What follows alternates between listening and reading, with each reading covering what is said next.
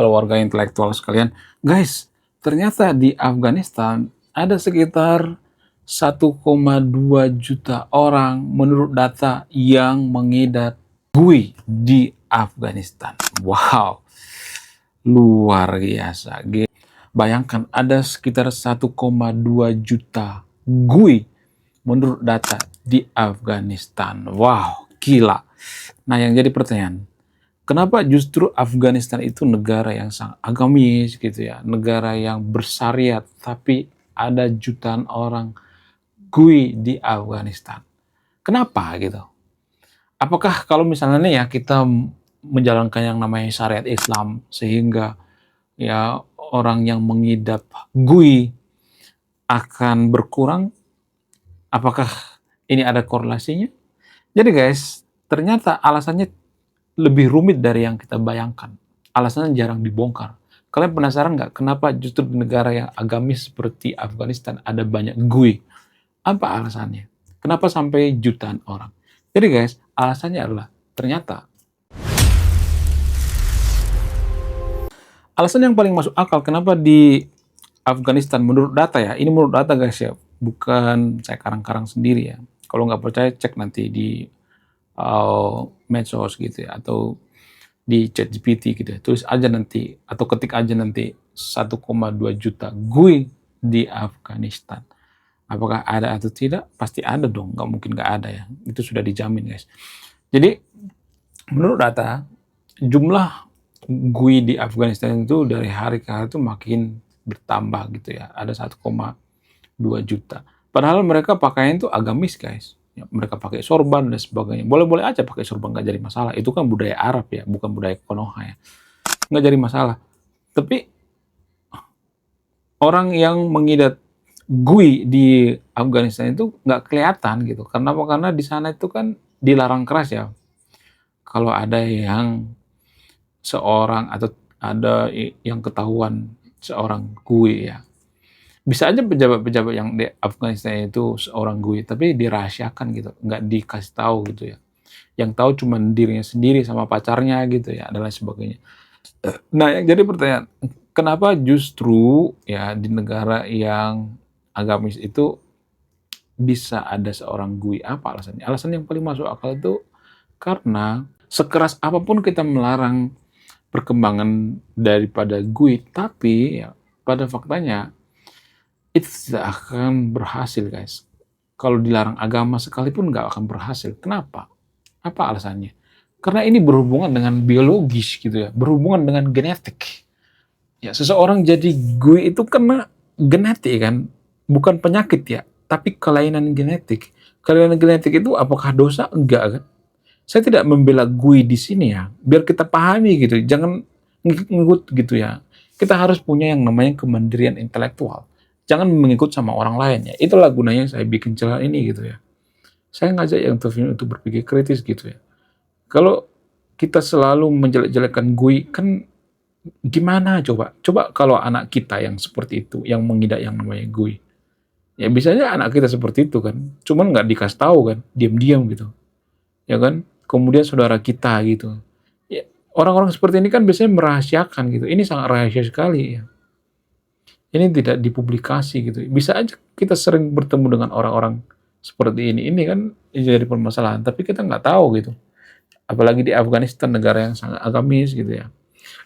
Jadi, apakah orang seperti ini harus diterima?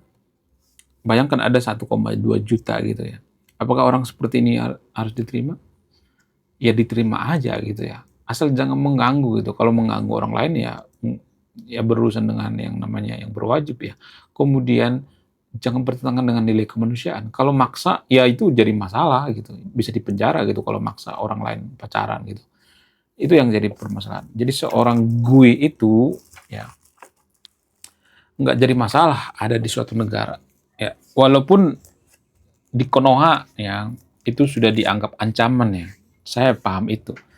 Tapi bagaimana kalau anak kita seorang GUI? Bagaimana kalau keluarga kita seorang GUI? Bagaimana suami kita itu seorang GUI? Ya kan itu yang jadi permasalahan. Ya, sebenarnya yang jadi ancaman itu lebih baik ancaman korupsi. Orang-orang seperti ini kan jumlahnya kalaupun ada di Konoha itu 0,sekian-sekian% atau 1% lah gitu paling maksimum. Namanya juga kelainan genetik ya. Apakah itu kesalahan mereka? Enggak. Apakah seorang Gui itu mau dilahirkan seperti itu? Enggak. Ya makanya kita harus berpikirnya itu rasional gitu. Enggak mungkin seorang Gui itu mau jadi Gui. Enggak mungkin. Itu faktor daripada genetik gitu ya, biologis gitu ya. Cuman agama di Konoha kan mencampuri, itu yang bikin repot. Harusnya kan agama di Konoha itu nggak boleh mengurusi yang bukan di bidangnya gitu. Agama kan tidak mengurusi hal seperti ini, nggak boleh sebenarnya. Kenapa? Karena ini ada hubungannya dengan ilmu kedokteran. Jadi harusnya yang mengurus seperti ini adalah orang-orang ahli genetik gitu ya. Itu sebenarnya yang mengurusi hal seperti ini, bukan pemuka agama. Pemuka agama kan nggak tahu ya apa itu genetik, apa itu DNA dan sebagainya, nggak tahu itu ya. Ada perubahan-perubahan apa segala macam gitu. Jadi pemuka agama di Konoha itu nggak semua tapi disclaimer on-nya. Kalau bahas seperti ini makin ngawur gitu ya. Saya tidak pecinta gue ya, saya masih normal kok. Saya nggak ada gitu ya penyakit-penyakit seperti itu ya. Tapi Afghanistan dan Konoha itu kan 11-12 ya. Konoha itu sudah dianggap seperti negara agama gitu ya, sebagian orang gitu ya.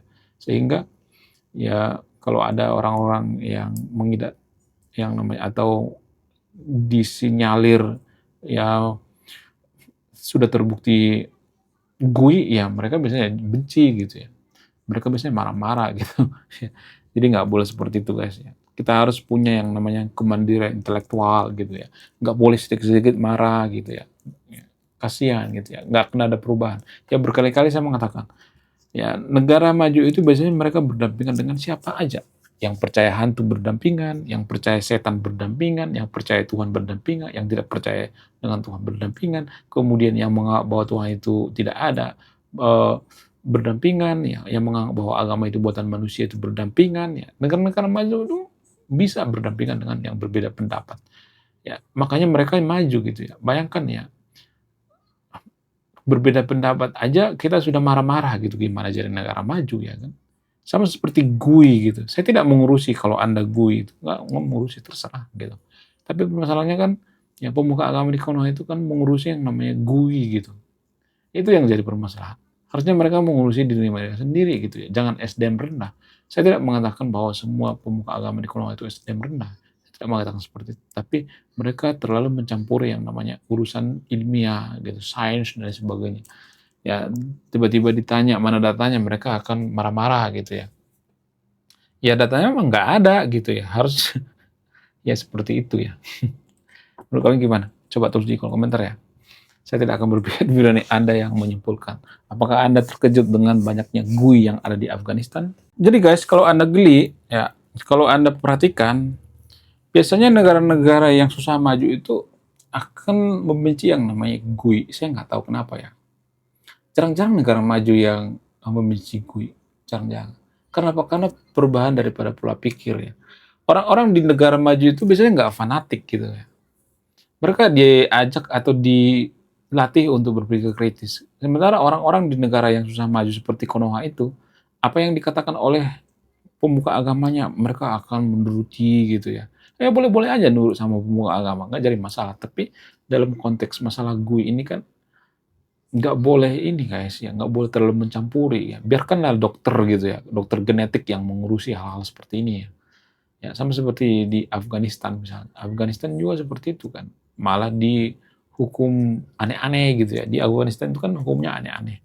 Kemudian Afghanistan sekarang ya kalau saya perhatikan itu semakin hari semakin religius ya. Semakin religius itu bukan semakin jujur, bukan semakin damai, tentram, semakin maju, enggak.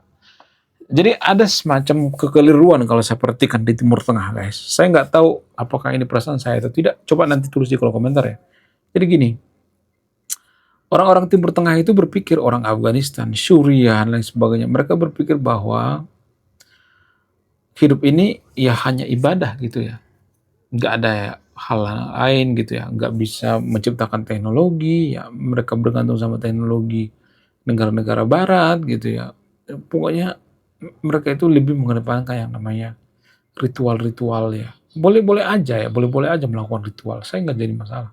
Tapi permasalahannya ya, Mereka itu terlalu fokus pada ritual-ritual gitu ya. Seolah-olah Tuhan mereka itulah ritual-ritual gitu. Ya, mereka tidak peduli dengan yang namanya kemanusiaan gitu. Ya, mau tetangganya kelaparan kek, mau tetangganya nggak makan kek, mau anaknya nggak bahagia kek, mau anaknya itu nggak dikasih duit kek, nggak, bodo amat, yang penting Mbak, ini dulu ya, yang penting kita fokus pada akhirat gitu ya. Jadi akhirat terus ya, boleh-boleh aja ya percaya dengan akhirat gitu ya, atau berpikir bahwa akhirat itu nyata, boleh-boleh aja, nggak jadi masalah. Tapi permasalahannya, apakah akhirat itu bisa dibuktikan secara ilmiah? Saya tidak akan menyimpulkan ya, Anda yang menyimpulkan. Ya, saya tidak menyimpulkan guys. Kalau saya menyimpulkan itu artinya saya berpihak ya. Saya nggak mau berpihak sama yang untuk video ini ya. Saya pengen Anda berpikir gitu ya, walaupun berpikir itu adalah pekerjaan yang paling melelahkan gitu. Kenapa berpikir itu pekerjaan yang paling melelahkan? Ya seperti ini ya. Ada kejadian yang aneh-aneh di Afghanistan gitu ya. Jadi itu yang jadi permasalahan guys. Ya. Kemudian apakah GUI ini akan musnah dari Afghanistan kalau ketahuan? Ya bisa aja diusir gitu, atau di bun-bun bisa aja. Ya, jadi sangat berisiko, sangat mengerikan kalau agama itu terlalu mengurusi yang namanya urusan negara ya. Justru negara paling agamis itu menurut saya pribadi ya, kursusnya kalau saya, yang paling agamis itu adalah negara yang bukan tidak peduli ya, tapi tidak terlalu mabuk agama, tidak terlalu berlebihan dalam beragama. Ya santai aja gitu ya. Saya tidak nyuruh yang untuk tidak rajin beribadah ya, tapi kalau saya perhatikan seperti itu ya. Orang yang rajin beribadah itu belum jaminan jadi cerdas gitu ya, mengerti agama gitu ya. Jadi saya tidak nyuruh yang untuk oh, tidak beribadah ya. Boleh-boleh aja beribadah, tapi menurut keyakinan saya ibadah yang paling terbaik itu adalah ibadah berbuat baik sama orang lain, bermanfaat ya, memberikan edukasi seperti yang saya katakan ini. Ya seperti yang saya bikin video ini bagian daripada edukasi guys. Ini ibadah saya gitu ya. Walaupun ya saya menganggap bahwa agama itu adalah semacam budaya dari sudut pandang pemikiran-pemikiran rasional gitu ya. Menurut kalian gimana? Coba tulis di kolom komentar ya. Saya tidak akan berpihak di Anda yang menyimpulkan.